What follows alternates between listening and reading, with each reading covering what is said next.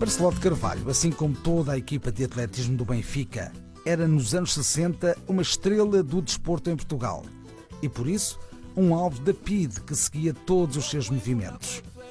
Com fortes convicções políticas, recebia notícias da repressão em Luanda e da guerra colonial.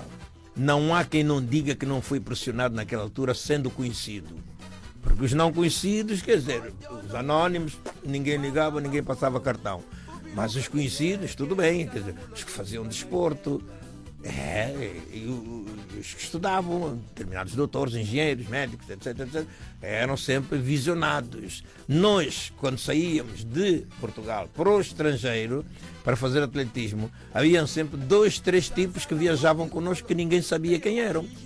E nós conhecíamos o treinador, o médico acompanhante, o massagista, tudo, mas aqueles 3 tipos ninguém sabia quem eram. Era a bófia.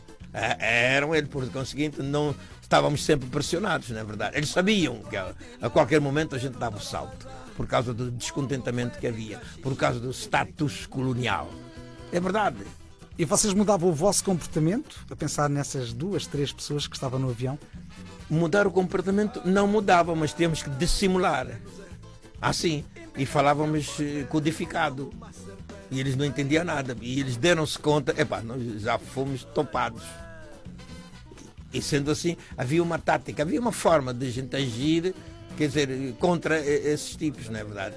Íamos a uma loja a fazer compras, por exemplo, lá estava um deles, não é verdade? Não comprava nada, mas estava ali a dar voltas, a ver, olha, está ali uma ideia é aquela ali. Mas dominamos tão bem essa situação que não nos criou assim grandes, grandes problemas, não é verdade? Não criou, porque eu também não estava só tipo a fazer atletismo e de vez em quando a música acompanhando este ou aquele artista e não sei quanto, sobretudo na percussão, que eu não cantava. Agora, o que acontece é que chega uma altura em que a gente recebe notícias da nossa terra de origem, de fulano, beltrano, cicrano, não sei o quê, já foram presos, já foram não sei o quê, a gente espera e se continua assim vai chegar a minha vez. Mesmo tendo em conta que eu sou recordista de Portugal e que ainda continuo, o atletismo tem pernas curtas. Com o atletismo a gente não vai longe. A gente chega aos 30 anos e chapéu, não há mais nada para ninguém. E aí serei vulnerável, quer dizer, agarrarem porque já não estou a prestar um serviço que eles precisam, um serviço importante. E basei, e foi exatamente nessa altura, depois de uma reflexão muito profunda. E até digo mais, já não estava no Benfica a treinar, mesmo sendo do Benfica, já não estava no Benfica a treinar porque aí os gajos iam sempre controlar. Eu estava no Belenenses porque o Rui Mingas passa do Benfica para ir treinar a equipe de atletismo do Belenenses. E então eu estava no Belenenses a treinar e foi nessa altura que o irmão do Rui Mingas, o André, que me veio avisar, opa, os nossos cabas lá embaixo já entraram, agora só faltas tu. E eu nessa noite preparo a bagagem e baso, foi tudo assim. Ai, se eu não saio naquele momento, o que é que seria? Até hoje não me interrogo, não é verdade? Mas valeu a pena. São os conhecimentos do desporto que definem o alvo do exílio. Roterdão, na Holanda, onde encontra uma nova pátria. Cabo Verde. Eu chego à Holanda, sou recebido por uma holandesa. Esta holandesa leva-me para Roterdão, porque eu não sabia bem onde é que ela morava. Eu só mandei, porque conhecia numa competição que a gente teve, de atletismo, e entretanto, minha amiga, e que me leva para Roterdão. Em Roterdão, onde a gente vê aquela quantidade compacta de cabo-verdianos residentes na Holanda, com tocatinas à noite, com aquela cachupa maravilhosa improvisada em Roterdão, com aquele gruguinho, o gruguinhozinho que também aparecia nas festas. Eu não podia entrar muito... verdadeiro. Não podia entrar muito no gruguinho, mas enfim. Mas principalmente o grande amigo que eu tenho, que é o Junga de Biluca, que é o proprietário do Morabeza Records. E a partir daí a amizade foi feita e tudo mais. Os bailes cabo-verdianos que eu, enfim, participava e outras coisas mais, quer dizer, também na altura em que houve a reivindicação de Cabo Verde para a sua independência, na verdade, ficou muito cabo-verdiano a fazer campanha no exterior, porque a massa compacta de cabo-verdianos que existia na Holanda permitia com que houvesse grandes meetings, não é verdade, sobre a situação de Cabo Verde, e eu participava como é natural, cantava a minha Angola querida, de solidariedade com aquilo tudo que se estava ali a passar. E a partir daí, olha, o nosso amigo Junga de Biluca, da discoteca, é verdade, disse-me: você com essa voz roca vai ter que cantar qualquer coisa para nós. Quando ele diz para nós, afinal era para a gravadora dele, Morabeza Records. E daí, olha, o Mona Kinguixiça, o Balo Muqueno, Pachiningongo, etc. Nessa voz roca que lhes animou as festas nos saraus das tocatinas que se fazia, etc. Que eu já era conhecido ali no meio, né? Não como desportista, mas como o angolano que chegou aí, está com uma voz rouca, canta bem, esta canta coisa de nós terra e tudo. Foi ótimo, maravilha. Barcelote Carvalho no desporto, Bonga na música, que junta agora a voz rouca e sofrida ao ritmo da dicanza. Porque a partir do momento em que eu estou clandestino, não pedi refúgio político a ninguém, e então tinha que estar em conformidade com a tónica musical, rítmica, angolana, e bonga quenda tinha mesmo a ver. E pronto, veio a propósito. E aqui era bonga para aqui e para lá. E a polícia levou muito tempo, porque naquele tempo não havia CE. E portanto eu fui muitas das vezes posto na fronteira, quando vinha do Benelux para outros lugares assim mais que, fronteira, tá, você que aí, não sei o que, mas com o meu passaportezinho e tal, então, também deixa lá passar e coisas, não sei o que. Havia uma repressãozinha nas viagens desses sítios aí, só não queria vir a Lisboa, Portugal, não, isso não, nem dava, porque depois há um jornalista que comete uma gafe tremenda de dizer, porque ainda fui a treinar um bocadinho no Sport Cote, lá num sítio, não sei o quê. Então vemos quase a ganhar os 200 metros com um recordista holandês. No dia seguinte veio no jornal: este que diz chamar-se Bonga Quenda não é nada mais, nada menos que o Barcelote Carvalho, recordista de Portugal dos 400 metros. E aí outra fugidinha, não é verdade? E basei para a Alemanha. Barcelote Carvalho acaba mesmo por deixar o desporto para criar um dos discos mais relevantes da história da música africana. Em Angola 72, Bonga lembra os tempos de Kipiri e as festas dos Museques de Luanda.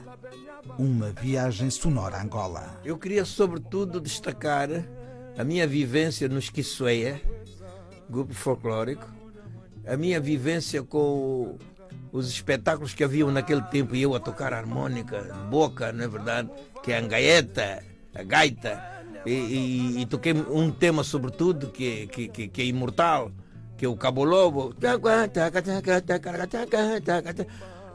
Peraí, eu queria recordar tudo isso, mas não houve harmônica de boca efetivamente no Angola 72, mas houve toda essa vivência do tempo colonial, mas contra o colono. Porque o Angola 72 é essencialmente contra a colonização portuguesa. E depois gravei outros, claro, logo a seguir o Angola 74. Que já tem outra temática. E que já tem outra temática, evidentemente, com a colaboração de Evangel Macá, é isso, o Sebastião Rocha Perazzo, não é verdade? Já tem a participação de Tony Batti na percussão. Comecei a conhecer os músicos, e diria mesmo os grandes músicos, na verdade, do musical africano, mas instalados na Europa. Sim, depois conheci, sobretudo, os artistas, e isso é bom que essa juventude ouvisse agora. Nós éramos de uns para os outros.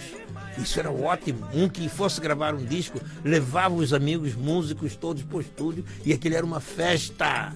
Mas festa maravilhosa, e cada um dava a conhecer um bocado da sua terra, das suas vivências, da sua cultura, de tudo isso. E depois tem os contributos, não é verdade? Eu, por exemplo, tive algum problema em fazer com que um estrangeiro tocasse o samba.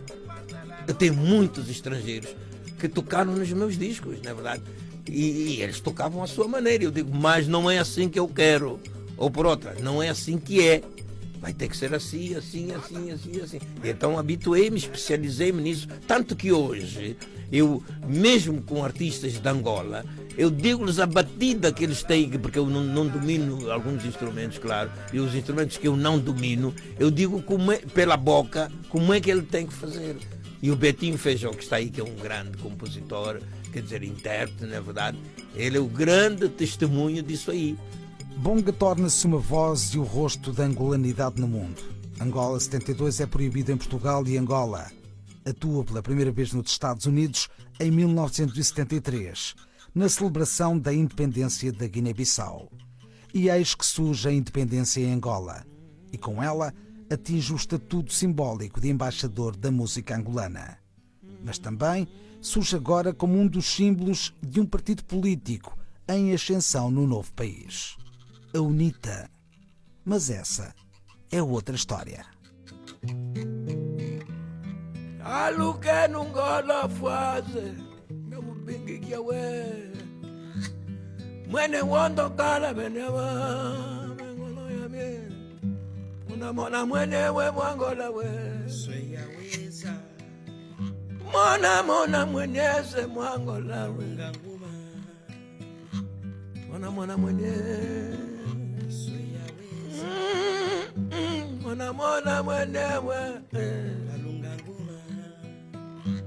Zambi wangi bana mona muvalele mwene wondo kala benyaba yeme ngondo yamye mona mwenewe mona mwenewe mwangola we mona mwenewe mona mwenewe mwangola kalunganguma Zami wangi bana mona we Kamovalele mwenele Wolokala vena Yeme ngondo yame Mona mwenyeze Mona mwenyeze Mwangola